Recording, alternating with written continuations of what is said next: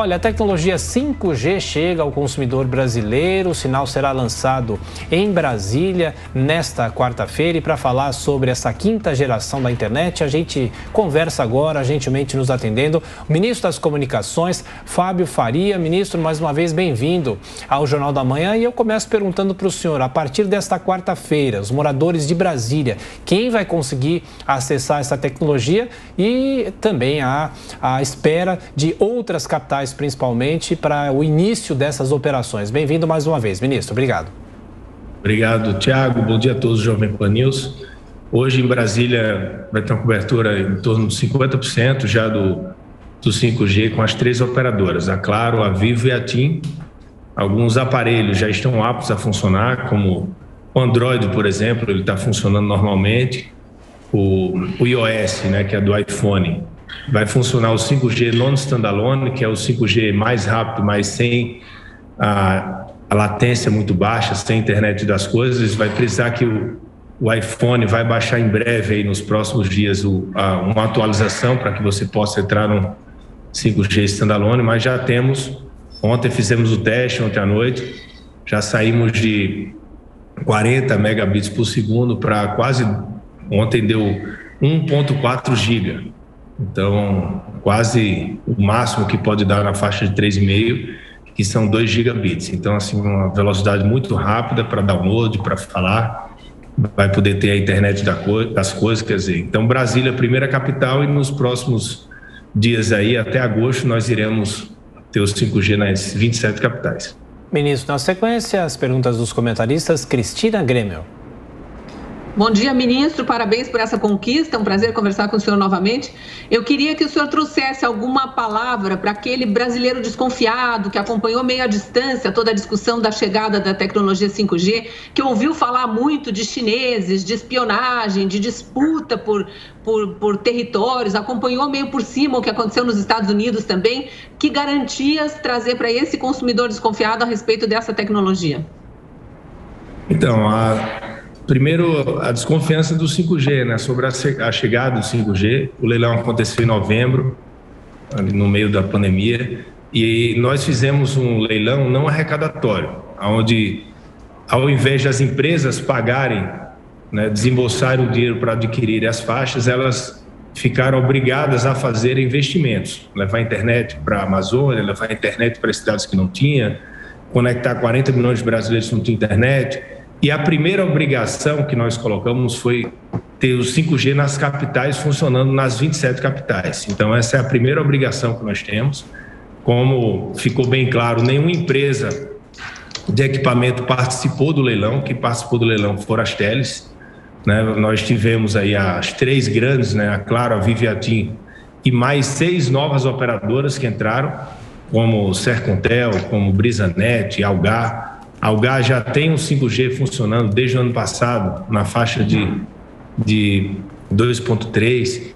Então, assim, essas empresas, elas têm que adquirir equipamentos, né, de várias empresas diferentes, vários países diferentes. E nós fizemos aqui no Brasil, para acabar com essa assombração, uma rede privativa, uma rede segura. Essa rede segura é uma rede que chama rede governamental.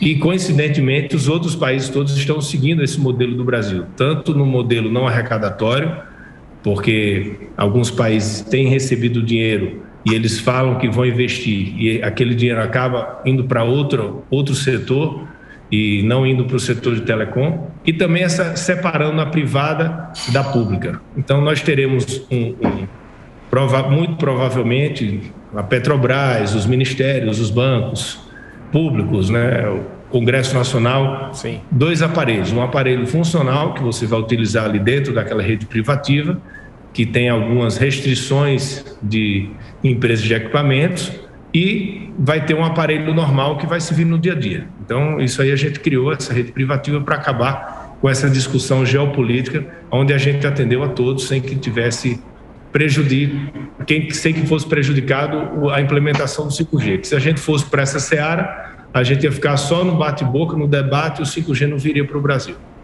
Ministro das Comunicações, Fábio Faria, pergunta agora de Roberto Mota.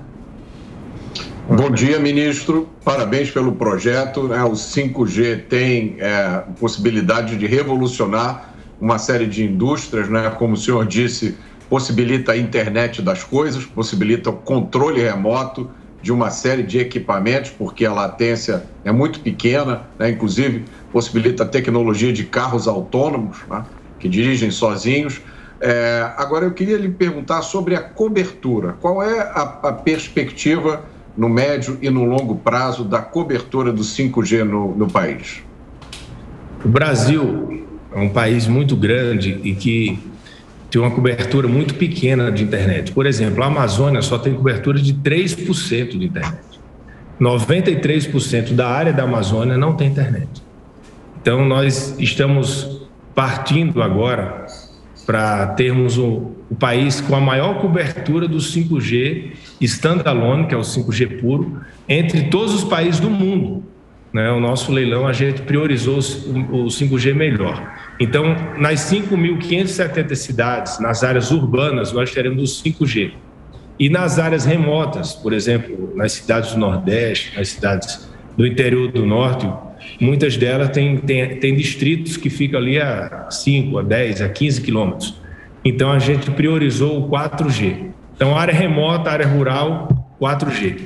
A área urbana, 5G. Então, isso, obviamente, o desembolso ele começa ano a ano, são 8 anos, 9 anos de investimento, e a gente começa esse ano uma quantidade mínima para as capitais. Por exemplo, aqui em Brasília, a cobertura era para ser muito menor do que foi feito pelas operadoras. Elas fizeram um investimento 3 vezes maior do que estava previsto para o leilão aqui no ano de 2022. Nas outras capitais a mesma coisa. São Paulo, já estou sabendo pelas operadoras que vai ser 3 a 4 vezes maior. Então, enfim, as operadoras acabam fazendo um investimento maior, colocando mais antenas para que elas consigam conseguir mais clientes, adquirir clientes logo quando principalmente nas entrantes. Você tem uma operadora nova, por exemplo, a BrisaNet, que vai ser a operadora lá do Nordeste. Ela vai entrar em Natal. Ela não tem um 3G nem um 4G. Então, se ela não colocar antenas para cobrir toda Natal, toda a grande Natal, ela não vai conseguir tirar um cliente de uma operadora nacional, de uma operadora global, para mudar para a BrisaNet. Então, ela vai ter que fazer um investimento ali dos 8 anos, por exemplo, logo em 2022. Então, a gente vai ter um 5G muito mais rápido funcionando nas capitais e no entorno do que previa o leilão. Então, acredito que isso vai acontecer tanto em Brasília como em São Paulo, como nas pequenas cidades.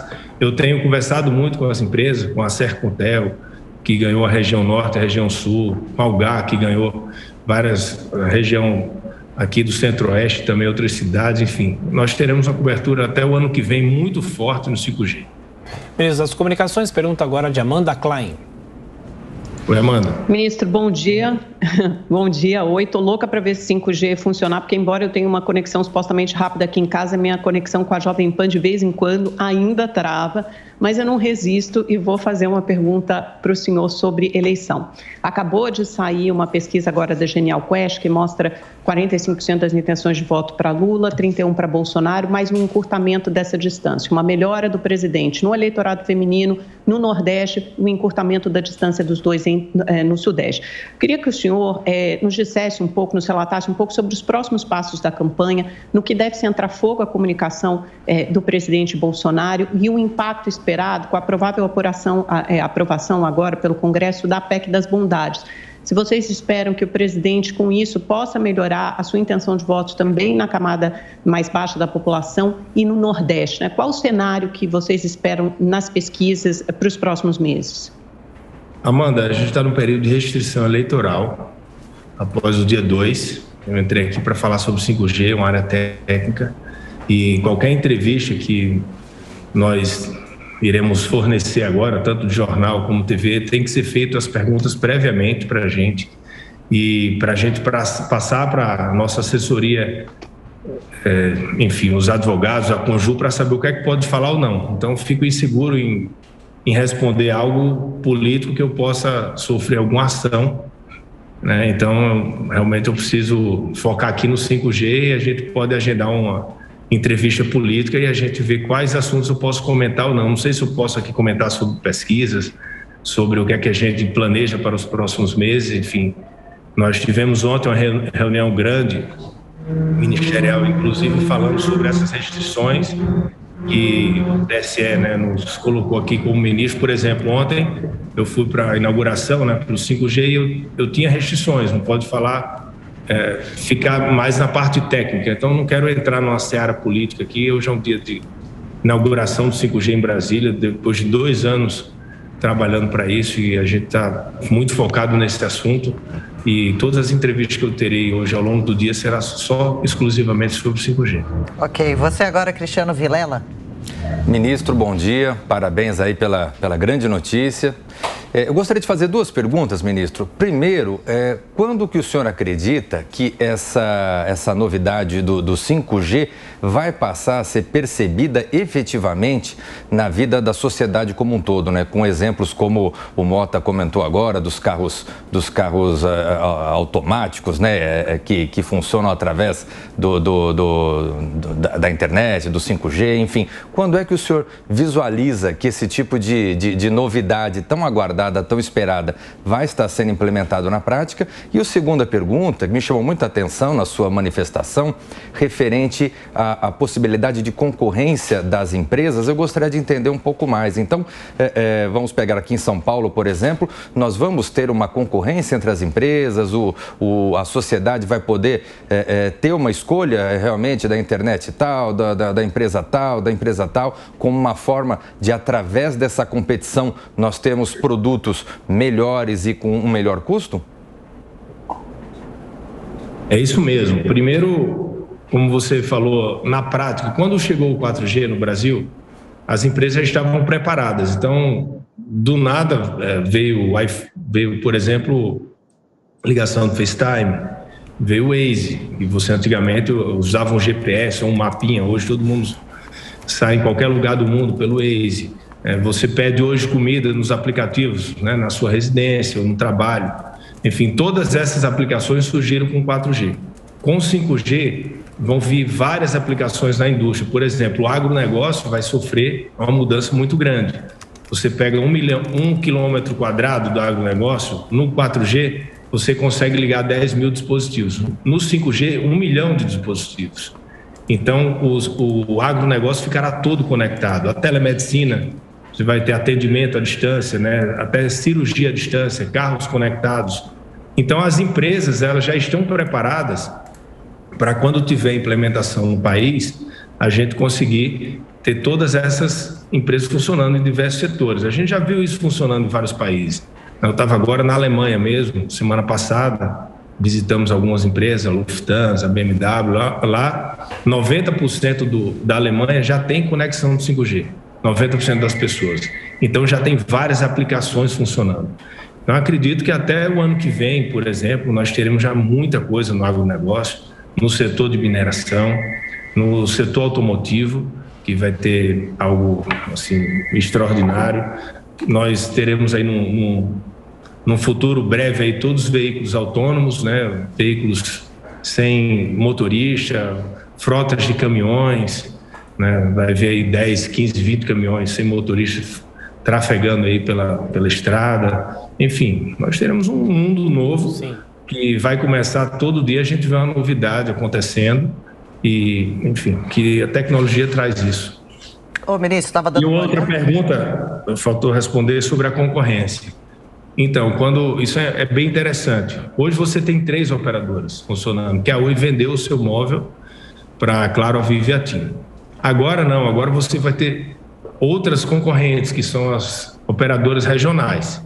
Então, por exemplo, você lá em São Paulo vai ter a Cloud2U, né, que vai concorrer com as outras. No interior tem também a BrisaNet, que entrou, vai ter uma parte, tem a Sercontel, que tem a Algar. Então, essa operadora regional, ela vai entrar concorrendo com uma operadora grande nacional. Então, ela vai ter que diminuir preço, vai ter que melhorar a qualidade, vai fazer com que a nacional também invista na cobertura, que a regional vai fazer. Ao invés de colocar ali 38 ou 100 antenas, vão colocar 250 ou 300. para ter a mesma cobertura da regional e vão disputar preço. Então a gente vai ter uma disputa, uma competitividade muito maior, e essas operadoras regionais já estão todas preparadas aí até dezembro para fazer os seus investimentos em todas as capitais e fazer como eu disse, não só nas capitais, mas no entorno também da região metropolitana. Que bom. Ministro, eu estava dando uma olhadinha aqui, são pelo menos 60 modelos de aparelhos que suportam a nova tecnologia. Mesmo assim, muita gente vai ter que comprar um aparelho novo. Quem está nos ouvindo e pensando, será que essa nova tecnologia é só para os ricos? Vai ser para os pobres também? A gente acompanhou o período de alta pandemia, a dificuldade do ensino remoto, é uma grande preocupação. E, por fim, queria saber quanto custou ou deve custar para os nossos cofres a instalação do 5G no país. Então, o 5G não custou nada para o governo, né? Quem está fazendo investimentos são as operadoras mesmo. Elas adquiriram os espectros, as faixas no leilão, o valor foi de 47 bilhões, 5 bilhões foram investidos, né? Foi pago para o governo, e 42 bilhões a gente dividiu em investimentos que elas estão fazendo nesse momento. Então, não tem nada por parte do governo em relação a isso.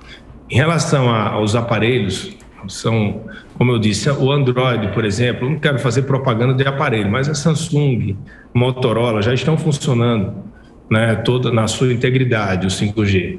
O iPhone, por exemplo, ele vai ter que baixar aquelas atualizações que ele sempre fica mandando, né, para a gente baixar. Então, a gente está funcionando o 5G com velocidade alta, mas sem a internet das coisas, sem a latência baixa. Então vai precisar, eles nos informaram que no máximo até setembro eles vão baixar todas as atualizações necessárias.